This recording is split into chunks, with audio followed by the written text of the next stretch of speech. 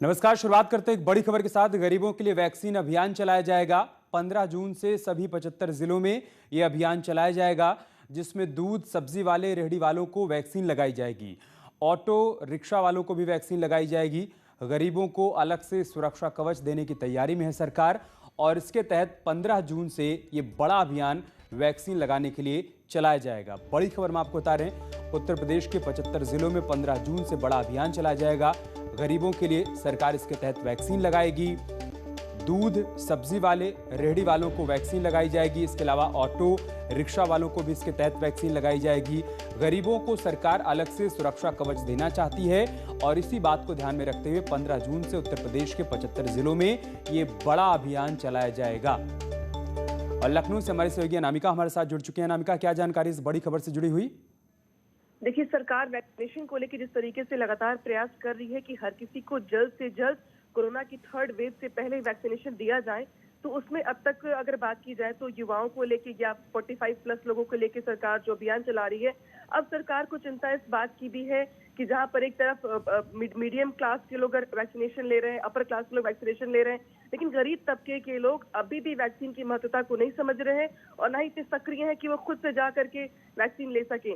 और सरकार की तरफ से ये कहा गया है कि 15 जून से गरीब तबके के लोगों को, खासतौर पर रेहड़ी वाले, पटरी वाले, खोमचे वाले, सब्जी वाले, जो घर घर जाते भी हैं और उनसे संक्रमण का खतरा बढ़ा भी रहता है, बना भी रहता है, तो ऐसे लोगों को वैक्सीन देने के लिए एक कैंप लगाने की बात की जा रही है, जिसके लिए कहा जा रहा है कि 15 जून से सभी गरीब तबके के लोगों को वैक्सीन देने के लिए विशेष अभियान चलाया जाएगा, जिसमें फोकस जो होगा वो रेहड़ी पटरी वाले, मार्केट में शॉप चलाने वाले, दूध वाले, सब्जी वाले, इन पर फोकस किया जाएगा, क्योंकि इनकी रीच घर घर में होती है। और अगर घर के लोगों को वैक्सीनेट कर दिया जाए और जो घर तक पहुंच रहे, अगर उनको वैक्सीनेट नहीं किया जाएगा तो संक्रमण का खतरा बना रहेगा। लिहाजा 15 जून से सरकार गरीब तबके के लोगों के लिए विशेष अभियान चलाने जा रही है, जिसके लिए सरकार ने यह भी कहा है कि इसको अभियान के तौर पर चलाना है, साथ ही विशेष कैंप की भी व्यवस्था करनी है, ताकि ऐसे लोग जगह पे उपलब्ध है वहीं पर जाकर के इनको वैक्सीन दी जा सके। बहुत शुक्रिया अनामिका आपका हमारे साथ जुड़ने के लिए और जानकारी हम तक पहुंचाने के लिए।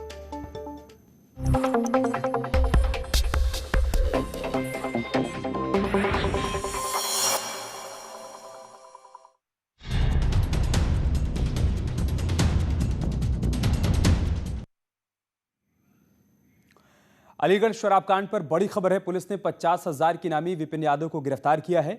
विपिन यादव से पुलिस अब पूछताछ कर रही है। शराब कांड में अब तक 17 लोगों की गिरफ्तारी हो चुकी है।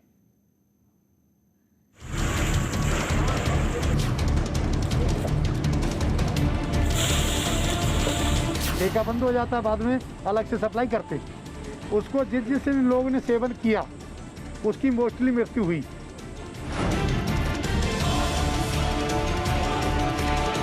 जब इसमें 1650 लीटर अवैध शराब बरामद की गई है, 2 भट्टियां नष्ट की गई हैं, साथ ही लगभग 9,000 किलोग्राम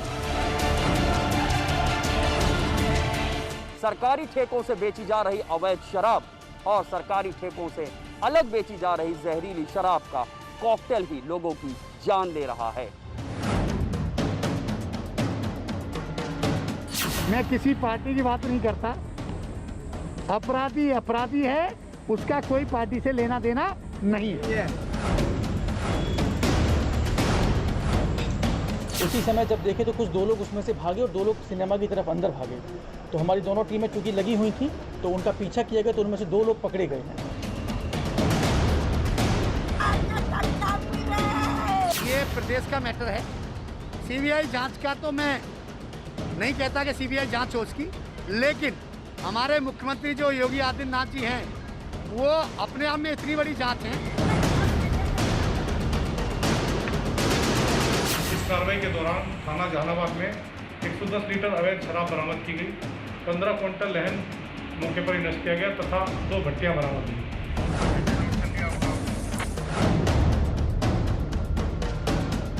अरे भाई, क्यों नहीं जिम्मेदार होगा जिलाधिकारी? जब जिले में इतनी बड़ी घटना हुई है तो जिम्मेदार तो होगा, वो जिले का अधिकारी है। अगर कोई भी काम यहाँ पर अच्छा होगा उसका श्रेय कौन ले रहा है? डीएम। तो अगर कोई घटना हुई है तो उसका जिम्मेदार कौन होगा? डीएम।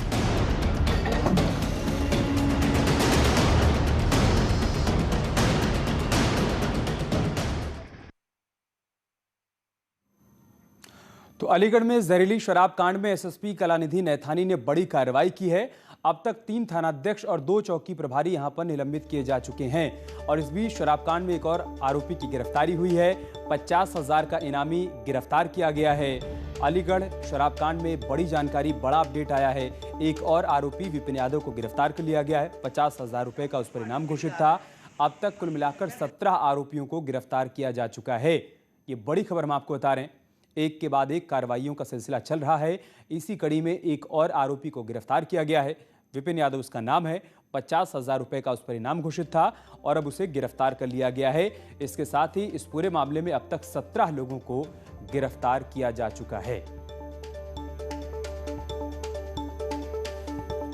अलीगढ़ में हाल फिलहाल में जो जहरीली शराब से हुई मौतों के संबंध में मेरे द्वारा 6 टीमें गठित की गई थी, जिनके द्वारा तत्परता से कई जगह दबिशें डाली गई और पहले 48 घंटे के अंदर ही 17 लोग गिरफ्तार किए जा चुके हैं। इसमें कई ठेके के मालिक, कई सेल्समैन, कई उनके जो वहाँ पर केयर टेकर होते हैं या सुपरवाइज़र होते हैं वो। इसके अलावा जो मेन मास्टरमाइंड है, इनमें से एक अनिल चौधरी और एक अन्य व्यक्ति विपिन यादव, जिसके ऊपर 50,000 रुपये का इनाम रखा गया था, इन सभी को गिरफ्तार कर लिया गया है। इसके अलावा एसएसपी कलानिधि नैथानी ने बड़ी कार्रवाई की है। अब तक 3 थानाध्यक्ष और 2 चौकी प्रभारी को निलंबित किया गया है। थाना टप्पल के थानाध्यक्ष प्रवीण कुमार मान, थाना अकबराबाद के थानाध्यक्ष रजत कुमार शर्मा और थानाध्यक्ष लोधा को भी निलंबित किया गया है। जबकि चौकी इंचार्ज जट्टारी शक्ति राठी और चौकी इंचार्ज पनैठी सिद्धार्थ कुमार को भी निलंबित किया गया है। पूरे मामले की जांच एसपी क्राइम को सौंप दी गई है।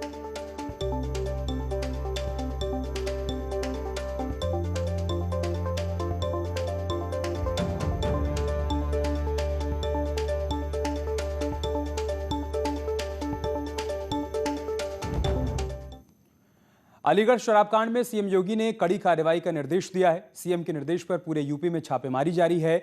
उत्तर प्रदेश में 24 घंटे में 403 केस दर्ज किए गए हैं। वहीं 203 शराब तस्करों को गिरफ्तार भी किया गया है। तो कार्रवाइयों का सिलसिला बहुत तेजी से आगे बढ़ रहा है। एक के बाद एक छापेमारियों का सिलसिला भी चल रहा है और इसी कड़ी में तमाम लोगों को अब तक गिरफ्तार किया गया है और साथ ही साथ केस भी दर्ज किए जा रहे हैं। तो अवैध शराब के खिलाफ पूरे उत्तर प्रदेश में महाअभियान चल रहा है।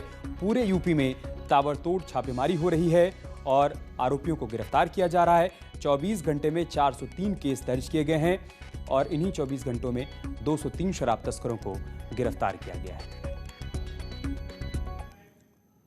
अलीगढ़ में जहरीली शराब से कितने लोगों की मौत हुई, 25 या 35 या फिर उससे भी ज्यादा, ये आंकड़े हैं और खेल भी आंकड़ों का ही है।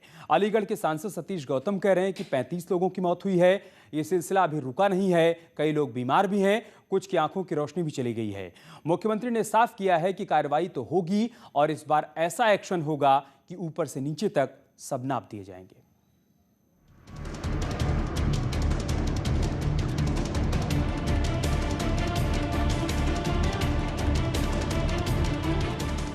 अलीगढ़ शराब कांड में मौत का सिलसिला थम गया है, लेकिन अभी खतरा टला नहीं है। अलीगढ़ अस्पतालों में कई लोग अभी भी जिंदगी और मौत के बीच हैं। अलीगढ़ में जहरीली शराब से कितने लोगों की मौत हुई, इस पर 2 तरह की बातें की जा रही हैं। अलीगढ़ के सांसद सतीश गौतम इस बात पर अड़े हैं कि 25 मौतें नहीं 35 मौतें हुई हैं, जबकि सीएमओ 25 मौतों की बात कह रहे हैं। परसों से ये शराब कांड शुरू हुआ था और परसों से ही बीमार और डेथ्स का जो है सिलसिला शुरू हो गया था। अभी तक हम लोग जो हैं 51 पोस्टमार्टम कर चुके हैं, लेकिन 51 में 25 केस ऐसे हैं जिनमें जो फाइंडिंग है ज़्यादा सजेस्टिव है अल्कोहल पॉइजनिंग की। बाकी 26 में भी उसमें विसरा रखवा लिया गया है। उनके जो सैंपल हैं वो आगरा सैंपल लैब में जाएंगे टेस्टिंग के लिए और फिर वहाँ से जो रिपोर्ट आएगी उसके अकॉर्डिंग हम लोग कुछ कर पाएंगे। और 27 तारीख की शाम को लोग अपने घरों में शराब का सेवन करते हैं, जिसके बाद 28 तारीख की सुबह प्रशासन को पहली मौत की सूचना मिलती है, जिसके बाद लगातार मौतों के आंकड़े बढ़ते चले जाते हैं और घर की महिलाओं के सुहाग उजड़ जाते हैं तो बच्चे अनाथ हो जाते हैं। अलीगढ़ में शराब कांड 28 मई को रिपोर्ट हुआ। तब से लेकर अब तक जिला अस्पताल में 51 पोस्टमार्टम हुए, जिसमें से 25 मौतें शराब की वजह से सीएमओ एक्सेप्ट कर रहे हैं, लेकिन बाकी मौतें किस वजह से हुई पता नहीं। अब आगरा की फॉरेंसिक लैब में सैंपल भेजे गए हैं ताकि मालूम चल सके कि ये लोग कैसे मरे। अब सांसद सतीश गौतम की बात सुनिए। जब से अलीगढ़ में जहरीली शराब से मौत का तांडव शुरू हुआ है, तब से सांसद सतीश हर उस गांव में जा रहे हैं जहां मौतें हुई हैं और उसी के दम पर दावा कर रहे हैं कि 25 नहीं 35 मौतें हुई हैं।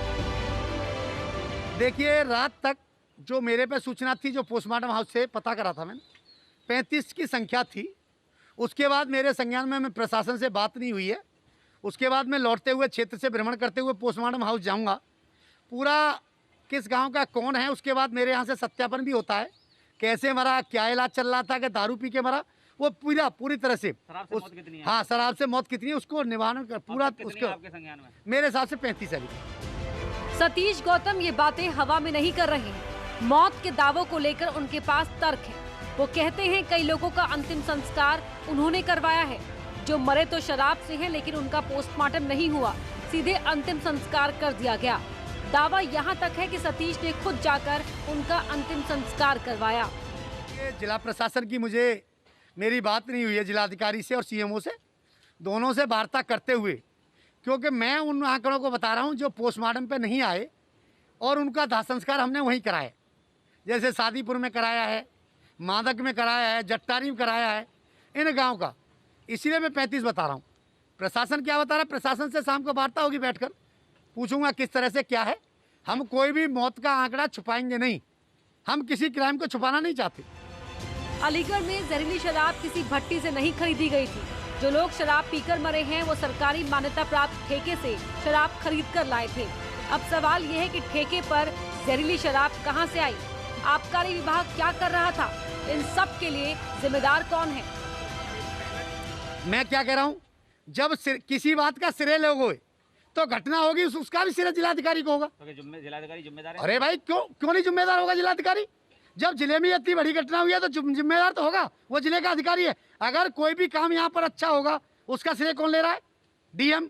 तो अगर कोई घटना हुई है तो उसका जिम्मेदार कौन होगा? डीएम। सांसद सतीश गौतम डंके की चोट पर अलीगढ़ कांड के लिए डीएम को जिम्मेदार ठहरा रहे हैं। वो इस बात का भी बार बार जिक्र कर रहे हैं कि वो सीएम योगी को इस केस की डिटेल रिपोर्ट भेजेंगे। बहरहाल अभी की स्थिति ये है कि अलीगढ़ पुलिस ने 10 आरोपियों को गिरफ्तार किया है, जबकि 50-50 हजार के मुख्य आरोपी पुलिस की गिरफ्त से बाहर हैं। गिरफ्तार अभियुक्त की अगर संख्या की बात की जाए तो अब पूरी 10 की संख्या हो गई है। वहीं 2 आरोपियों की अभी भी पुलिस तलाश जारी है।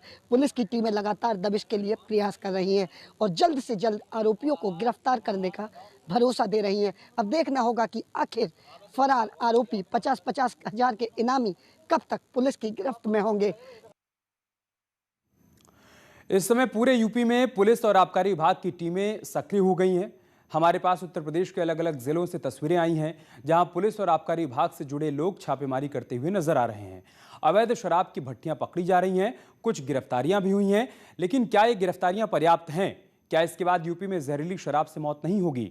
इन तमाम सवालों को लेकर लखनऊ से ऋषभमणि त्रिपाठी की ये रिपोर्ट देखिए।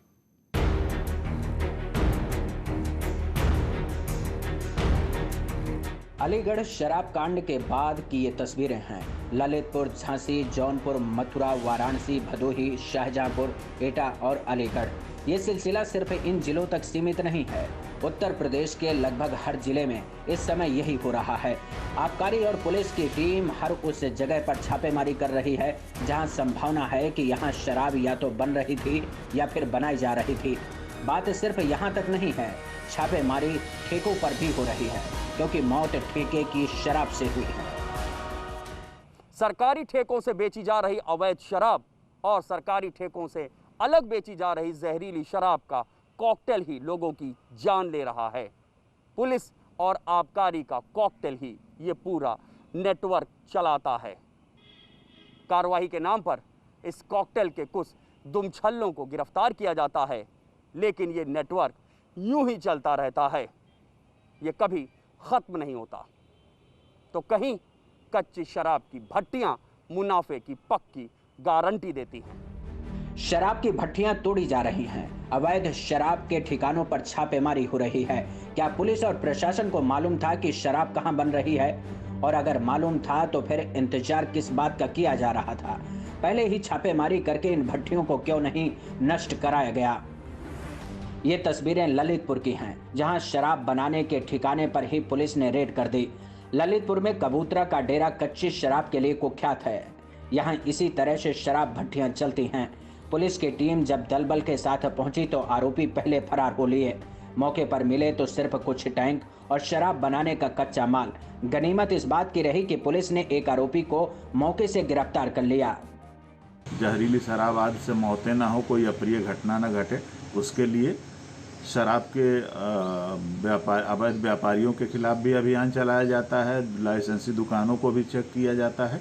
इस क्रम में कुल 75 दुकानों को अभियान के तहत कल परसों से आज तक में चेक किया गया, जिसमें 72 दुकानें सही पाई गईं। 3 दुकानों पे अनियमितता थी, उनके विरुद्ध कार्रवाई की गई और बरामदगी भी हुई है। अकेले ललितपुर छापेमारी के दौरान ये बात सामने आई कि कुछ सरकारी ठेके गड़बड़ी कर रहे थे। जिले में 25,000 लीटर लहन को नष्ट कराया गया है। 27 मुकदमे लिखे गए हैं। उत्तर प्रदेश में पिछले 5 महीने में जहरीली शराब से 11 जिलों में 80 लोगों की मौत हुई है। 8 जनवरी को बुलंदशहर में 5 लोगों की मौत हो गई। 26 फरवरी को महोबा में 5 लोगों की मौत हो गई। 17 मार्च को प्रयागराज में 11 लोगों की मौत हो गई। नवंबर 2020 को प्रयागराज में 6 लोगों की मौत हो गई। 27 मार्च को चित्रकूट में 7 लोगों की मौत हो गई। 1 अप्रैल को प्रतापगढ़ में 6 लोगों की मौत हो गई। 1 अप्रैल को अयोध्या में 2 लोगों की मौत हो गई। 2 अप्रैल को बदायूं में 2 लोगों की मौत हो गई। 28 अप्रैल को हाथरस में 5 लोगों की मौत हो गई। 12 मई को आजमगढ़ में 8 लोगों की मौत हो गई। 12 मई को अंबेडकर नगर में 6 लोगों की मौत हो गई। 28 मई को अलीगढ़ में 22 लोगों की मौत हो गई। ये वो मौतें हैं जो पुलिस प्रशासन की नज़र में रजिस्टर्ड हैं। अलीगढ़ की तरह ही बाकी जिलों में भी ऐसा खूब होता है कि आंकड़ों पर सवाल उठते हैं कि किस इलाके में किस जगह पर शराब बनती है, कौन इस शराब को सप्लाई कर रहा है, किस ठेके पर कितनी शराब की डिमांड है और कितनी सप्लाई है। ये वो सवाल हैं जिनके बारे में जिले के जिम्मेदार अधिकारी जानते हैं। जिस आदमी को शराब पीना है उसे मालूम है कि कच्ची और सस्ती शराब कहाँ मिलती है। क्या ये संभव है कि लोकल पुलिस की मिली भगत के बिना इतना बड़ा नेक्सस चल सके? प्रतापगढ़ शराब कांड इस बात का सबूत है कि मिली भगत होती है। कई मामले ऐसे सामने आए हैं जहां पर ज्यादा मुनाफे की लालच में सरकारी ठेकों से बेचा जा रहा था मौत का सामान। थानेदार, दरोगा, सिपाही, आबकारी के अधिकारी तक सस्पेंड किए गए। प्रतापगढ़ में तो एडिशनल एसपी, डिप्टी एसपी भी सस्पेंड किए गए।